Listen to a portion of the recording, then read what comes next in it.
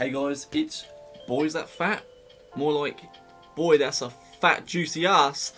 Let's get cracking with today's story time. So today's one is actually about the last house party I had. This one must have taken place about, oh my god, 3 years ago. It's not too long ago, but it's the reason I struggle to drink now.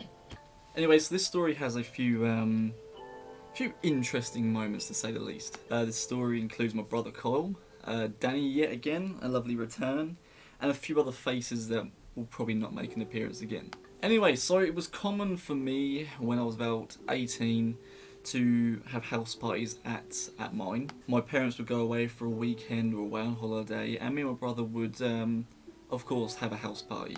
Mum would always say, "I don't know, you can't be having them." But guess what? I did. And little did she know some of the stuff that got up to in that house. Anyway, so at the time, me and my brother Carl had girlfriends, and it seems to be the usual childish thing to set up your girlfriend's friends with your friends, and it just gets a bit messy. Anyway, so my brother's girlfriend had her friend over, and there was people like my friends, my brother's friends, and there was just a whole array of different people. Anyway, so we had no idea what this girl looked like. And you know, girls tend to do the typical thing of, "Oh my god, my friend is so gorgeous," and they walk in and they look like a sack of lard, or a bin bag. So it's never actually to standard. You never actually get a girl that goes, "Oh, my friend's gorgeous," and she walks in, she's actually like a 10 out of 10. Anyway, so this girl was in our house, and wow, she was an angel. Anyway, so she had in her mind to go after my friend Danny.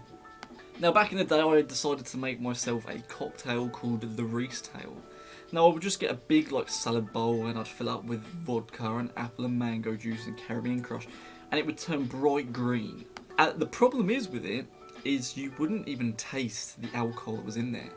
So throughout the whole night, I was just down in glass after glass after glass. I was almost using it as a chaser, so I was having shots of vodka and whiskey, automatically a bad decision, and then just having a glass of the Reece tail. Now, I haven't had the Reece tail since, and there's a good reason why. So the longer the night went on, the more that everyone got drunk, and the more that this girl decided to perceive and go after my Danny. So out of anything he could possibly do, he decided, "Oh, you know what's a good idea? Why don't we're just going to get out of the house for a little bit, to sort of avoid what's going on." And this must have been around my birthday, so I must have just turned 18 or must be 19 maybe.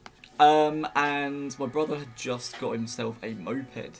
So they decided, late at night, and half drunk, to go out on the moped and get me a gnome for my birthday. I don't know why I wanted a gnome, I just liked the idea of having one, just not a stolen one. Anyway, I wasn't there for this bit, but they got out on this moped, and they're driven down to this old, I wouldn't say it's an old person, but it was a typical old home with loads of really awful ornaments around the outside of the house. Anyway, they spotted this one, and they thought, "That's the one." So Danny got off the back of the moped, grabbed the gnome, and the old man come out and started giving them hassle. So I could just imagine my brother go, "It's come. It's not fucking going, man. It's not going." And so this guy ended up shouting them off, and they managed to get away with the gnome. And they come back. And at this point, everyone was well and truly wasted. I was so drunk that for the rest of the night, it was just not a good night for me. Anyway, so when they come back, the gnome was placed outside my door. So where I am in the house, there's a garage and a summer house. And the summer house and the garage must have just a small alleyway in between. So you could literally jump from roof to roof if you wanted to. And they're only about 7-8 foot high, so you could climb on top of them easy. So when Danny and Kyle returned, this girl decided she was going to gun for Danny. So they go outside and they're on our swinging chair that's right next to our summer house, and she just starts grinding across the leg, and she's like, "Oh, we're both single, aren't we?" You know what that means? Just feels weird that we're all single. It was around that line. It was a little bit creepy. Like the leg stroking was, I think Danny's little pee-pee shriveled inside himself. Poor boy. Anyway, so in order to get away from that situation, he decided, and without me knowing, to jump on top of the garage roof. Now at this point it must have been about 10:30. It was pitch black. All you had was the lights from our conservatory and people outside and inside. And the cool thing about our parties was in each room there'd be some different type of group. So in our main room would be all the gamers, in the conservatory would be all the drinkers, and outside would be all the smokers. At the end of the night everyone's sort of mingling with each other and it was really good. However, I didn't even notice that Danny and now my brother had both jumped on top of the garage roof to avoid this girl. So in my drunken state, obviously it was too far to go to the toilet, so I go down the side of my summer house.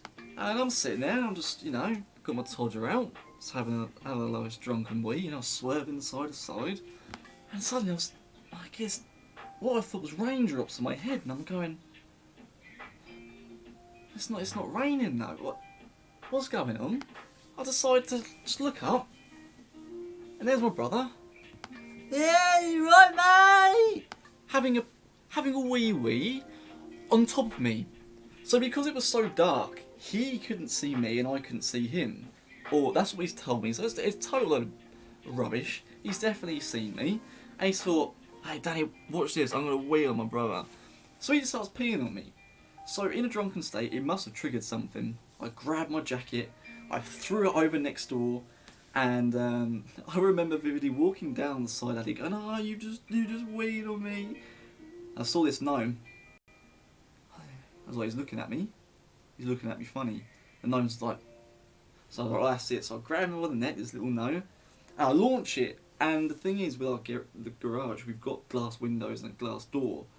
So I don't know how they didn't shatter, but I launched this gnome, and you just see the gnome smack against the, must have been the corner of the window and just shatter. The glass was fine, but the actual gnome was well and truly dead. So obviously I was just like, oh my god, you know, sort of drunk, I don't know what was going on. And the second that gnome exploded into a million pieces, I must have blacked out because I don't remember what happened past then. So I can't even tell you a detailed time of from the gnome to then me waking up on the grass. Now I don't get ill and I don't throw up. I think the last time I threw up from this point would have been in primary school. I don't get ill and I might feel sick, but I never actually throw up. So at this rate, it must have been a good 10 years since I'd actually thrown up, and it's not an exaggeration if I hadn't thrown up since like year 3. So I was on the floor, and I remember waking up like from the blackout and just seeing everyone sort of like around me, and I just started crying.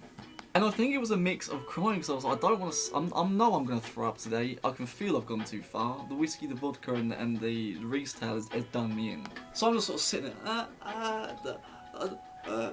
and it triggered me. I was hungry, so I was like, I don't want to throw up, but I want to eat. So of all the foods I could have cried about, I cry about a Toblerone. So I'm sitting there to all my friends like, oh, I just want a Toblerone. I don't want to be sick. I don't want to be sick. So I'm just hovering on the floor, just like curled up in a little fetal position, and they're all just literally ripping the absolute shite out of me. And I was like, okay, I'm too drunk for this anyway. By this point, I think I might have gone to the back of the garden and had a little cheeky chug. And I go. At this point, I don't even know what happened. I must have fallen asleep or blacked out, and I woke back up in bed. And I was like, what's going on? I'm time jumping here because I went from throwing a gnome after getting weed on to waking up crying about chocolate bar to then nearly chugging up to then waking back up in my bed. Remember, I'm like this on the bed, and I've got everyone around me, and I've got my girlfriend at the time just grabbing my legs and just pulling the jeans off of me. So obviously it was bedtime at this point, and they were all just watching me get stripped, filthy perverts. Anyway, so I'm being stripped in bed, and again, I just remember seeing my jeans come off. And at this point, I hadn't actually been sick, or if I hadn't remembered it. I remember then waking up again. It must have been early morning. Everyone was gone. And I remember turning over. I was like, I can feel this Chinese coming straight. and I'd thrown up all the chow mein down the side of my bed. And I can remember just sort of going, oh, that looks like a me problem in the morning. All these noodles just like sliding slowly down the side of my bed. And I wake up again, and I don't really know, I think my girlfriend at the time would have just must have left back home or something. Because I woke up back alone and I was like, oh my god, what is that noise? Got my phone, and I'm like, oh, yeah, who's this? It was just after 9 o'clock. And it's my boss. Yeah, Reece, you absolute hunk of a man. Where are you? And I was like, what do you mean, where am I? I'm like, I'm in bed, absolutely off my nut. Yeah, you should have been here about 10 minutes ago. What? What do you mean? So apparently I got the dates wrong, and I was actually in at work at 9 in the morning. I don't know how I messed that one up, because I wouldn't have had a house party if I knew I was going to be at work that early. Anyway, so obviously still drunk, I had replied to her, oh, yeah, by the way, yeah, I'm not coming in because I'm actually still drunk. Proceeds to put the phone down and just hang up. Now at this point, my parents had returned, or my mum definitely had. And she walks through and she's like, Reece, why are you at work? You know, where are you? What are you doing? And I was like, yeah, I'm drunk. I told her I'm not coming in. Well, I mean, if there was a belt nearby, my mum would have definitely choked me to death. Kinky. And so at this point I was like, look, there's no going back. I've thrown up, and I feel ill, and I still feel drunk. And I remember I was like, oh my god, the chow mein. So I look over the side of my bed, and it was like a bit. Oh, it was beautiful. It was like mosaic. It was, of just noodles curled up and dried to the side of my bed. I mean, honestly, call me Vincent Van Gogh, because.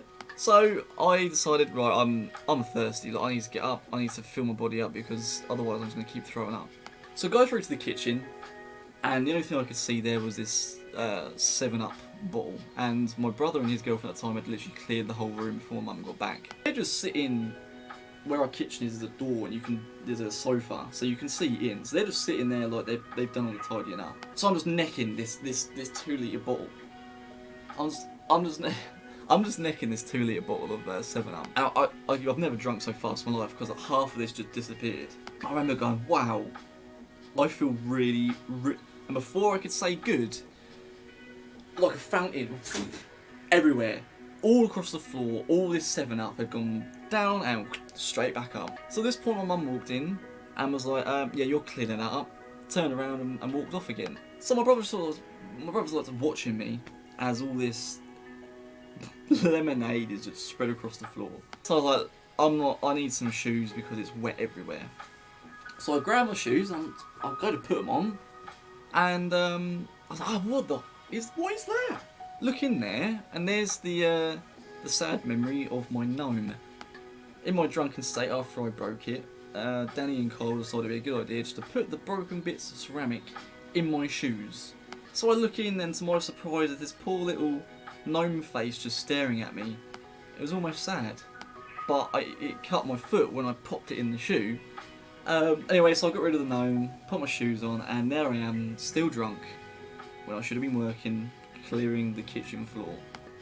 And until this day, I cannot even go near a bottle of vodka or whiskey, or even attempt to drink the Reece tail. Sad really, because I loved the little house parties we had. The drunken nights and the interesting stories that come out of it. I don't really know if anything happened between the girl and Danny, but as far as I'm aware, he must have hidden on top of that garage roof for a long time. Anyway, that will conclude the story of why I can barely drink anymore, if at all. There's always a memory behind, you know, a bad memory after drinking, and that was definitely one of them, being weed on, breaking a gnome, crying, throwing up, calling in sick, and then wiping my own sick up whilst drunk. Anyway, so I hope you guys enjoyed that one. A little bit of an interesting one there. Nice insight to why I no longer am a sociable drinker. But I will be doing a few more videos. I'm starting to enjoy doing this, get some of these stories out there. So I hope you enjoyed, and I will see you guys next time.